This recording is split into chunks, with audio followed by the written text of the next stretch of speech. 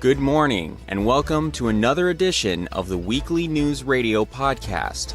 I'm your host, David Collins, and on behalf of the entire team, I thank you for joining us. Our top stories this week: a shocking discovery about famed actor Mark Walhberg, a new trend for baby names, a new group helping to fight addiction, and outrage from the music industry. We're also very excited to bring you a one-on-one interview between Shaine Moore and the beloved celebrity Ricky Gervais. All this and more on this edition of Weekly News Radio.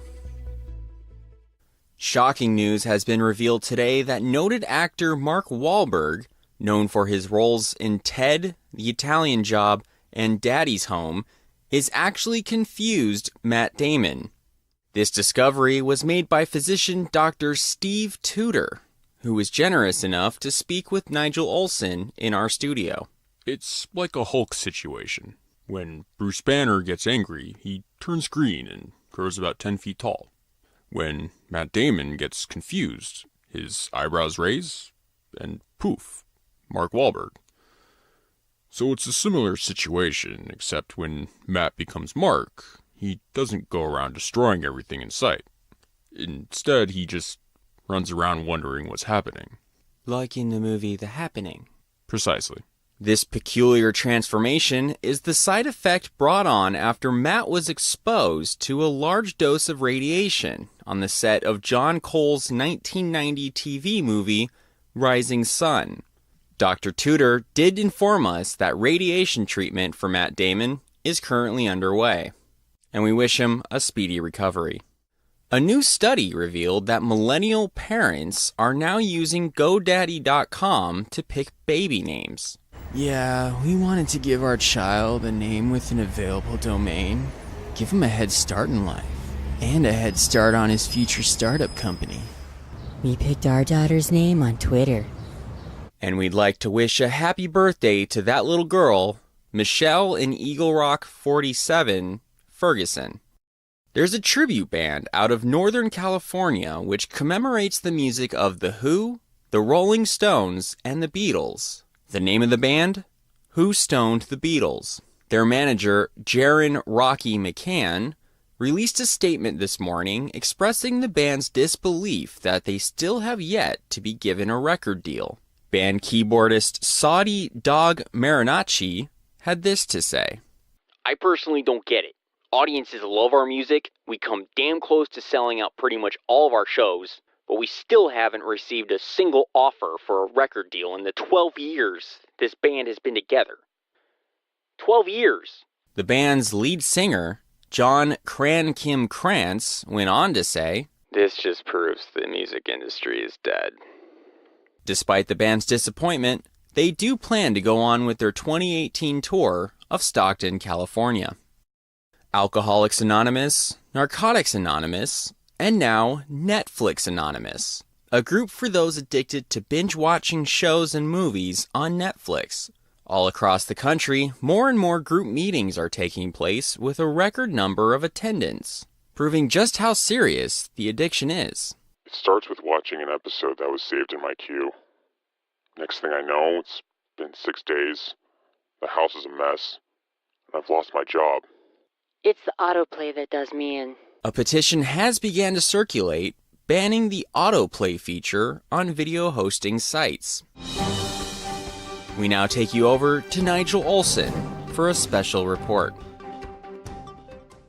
Good health, the necessity for a good life. Without good health, mankind wouldn't thrive the way we do today. So how does mankind keep up with the standards of healthy living?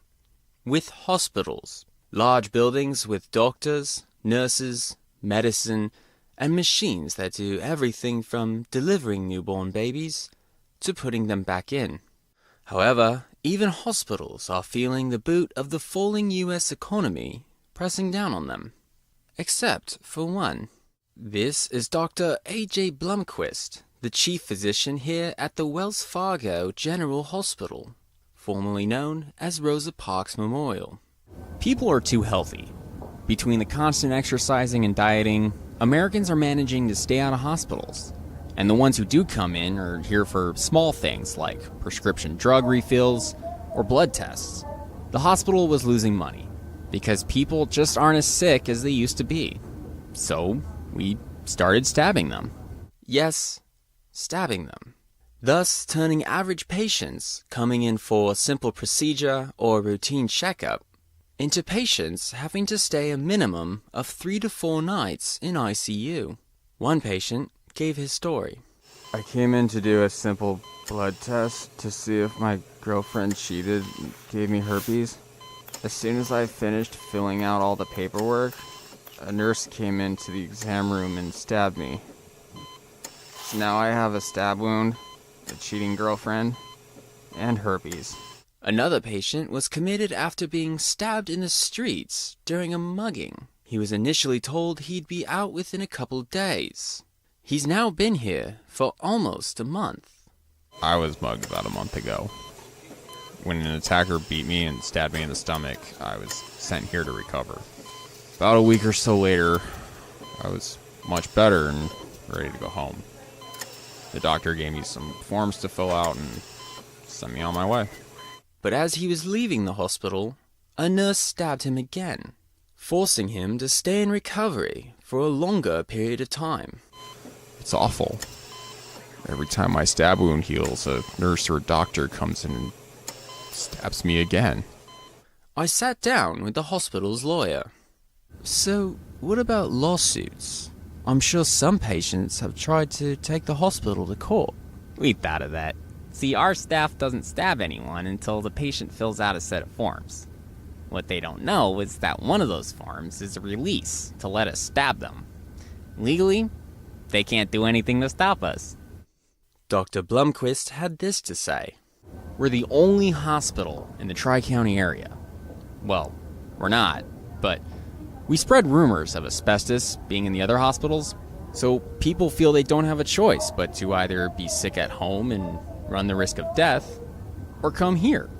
Sure, you'll be stabbed, but at least you're already in a hospital. Once again, this is Nigel Olsen. Back to you. And we'll be right back after these messages. All across the world, a group of people are suffering, spending each day unable to get what they need to be happy. I'm talking, of course, about hipsters. And we at the Saving Hipsters International team need your help saving them. This is Dashiell. Dashiell owns a startup company in San Diego that makes snowshoes for Shih Tzus. He also can barely afford to buy the gluten-free green lentil, broccoli, spinach, and kale rotini pasta from Whole Foods, which he so desperately needs. Another hipster, Juniper, is in an all-girl tribute group to Zooey Deschanel's band from the movie Yes Man, which used to play every Tuesday night at Spaceland in Silver Lake, California, until the club closed its doors in 2011. She must now resort to playing up the street at the much smaller Silver Lake Lounge, which only gives one drink ticket, 2 opposed to 2. The only money hipster Thad receives is the $200,000 a year trust fund from his parents, which is barely enough to afford the imported French handmade mustache cream he needs. These hipsters and many more need your help. For only $10 a day, the same price as a cup of certified organic, non-GMO, fair trade Vietnamese weasel coffee, you can give hipsters like Stefan the suspenders, plaid shirt, and summer scarf that he needs to once again live a life of happiness and irony.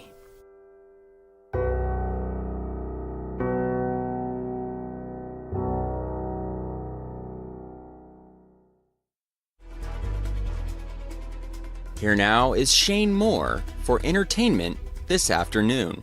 Thank you, David. Well, as it was said earlier, we have an absolutely amazing guest with us here in the studio. He's the co-creator of the hit shows The Office and Extras. He's also known for his very successful stand-up career, and he starred in many great films such as The Invention of Lying. So here now is the very funny and very talented Mr. Ricky Gervais. Ricky, I gotta say, thank you so much for being here. Ooh, that's right. I should inform the listeners at home that Mr. Gervais is currently suffering from a throat ailment and is unable to speak. But if you don't mind, Ricky, we'll go ahead and do the interview anyway. After all, how often are we gonna have someone as great as you be on the show, eh? So Ricky, it's my understanding that you're currently working on a new stand-up tour there. And how's that going so far? Great. So I gotta ask, any chance of The Office coming back? Really? Well, I sure wasn't expecting that answer. Anyway, we're just about out of time there. Thank you so much to Mr. Ricky Gervais for coming to our studio there. It is a real honor to have you here. Back to you there, David. As some of you may remember from our first broadcast, we attempted to rent a helicopter to bring you live traffic updates for Los Angeles. However, our reporter didn't make it on time and it didn't work out. Well, after some negotiations with the rental company and some micromanaging with our reporter, we managed to prevail. So here now is Chris Adams with the live traffic report for Los Angeles. Hey, David. There's traffic on the I-5 freeway near the 605 for no reason. Cars are backed up for about 8 miles and are moving at around 5 to 10 miles per hour. And now over to the 101 near Sunset Boulevard. Cars are moving slowly for a little over 3 miles, also for no reason. On the 405 southbound... I'm sorry to interrupt, Chris. Did you say the traffic is for no reason? That's right. The 405 southbound is stopped for about 6 miles, starting at the Cahuenga Pass. I'm sorry to interrupt again. I'm afraid I don't quite understand. What do you mean there's traffic for no reason? I mean, there's no accident or construction anywhere on these freeways. So why is there traffic? Not sure. The 10 eastbound is congested starting at La Brea. For no reason. No, it appears there was a 2-car collision in Long Beach. Isn't Long Beach at least 15 miles away from that area? I think the drivers can sense it. The 210 eastbound is stopped in Pasadena due to a plastic bag floating in the carpool lane. What? And finally, there's a small cloud in the sky above Laguna Niguel, which is causing panic and mass hysteria on the I-5 freeway heading south all the way up to downtown LA. That's it for traffic in Los Angeles. Back to you, David. Come to think of it, I'm not sure why any of that is surprising. And now, here's Hank Reed for Critics Corner. Hello, I'm Hank Reed and this is Critics Corner. We begin with a documentary on Netflix called The Staircase. This is a series about a Michael Peterson fella who was accused of killing his wife by pushing her down a flight of stairs. It's very apparent after watching this show that's almost 13 hours long, David, that the filmmaker truly believes Peterson is innocent. And after watching the entire thing, I'm here to tell you, he did it. Next, we have Star Wars Episode 2, Attack of the Clones. First of all, this is Episode 5, since it was the 5th goddamn Star Wars movie that was made. And like the Star Wars made just before this one, it was shit. Attack of the Clones is exactly what would happen if C-SPAN decided to make a Star Wars film. They may as well have had Congress dress up as Star Wars characters and go about their daily routines. At least then, that goddamn Hayden Christensen wouldn't be there. Oh, and Hayden, your name is Next, we have a show called Beyond Scared Straight. And for once, I can honestly say I thoroughly enjoyed this show. There's just something about seeing Snotlo's little shits crap their pants from being scared. The only downside is that they don't let the prisoners get close to the kids. They should. Those little brats need an ass whooping. Despite that, this show definitely made me laugh my goddamn ass off. 6 out of 10 stars. Finally, I can't believe this, but we have the Human Centipede 2. Why the fuck is there another one of these? What the fuck is wrong with these people? With the first one, you'd think there's no fucking way anyone's gonna allow these filmmakers to make another one. But no. A fucking second Human Centipede. And this one is worse than the first one. God damn it. There better not be another one of these fucking films. Still, not as bad as Baywatch, though. Back to you, David.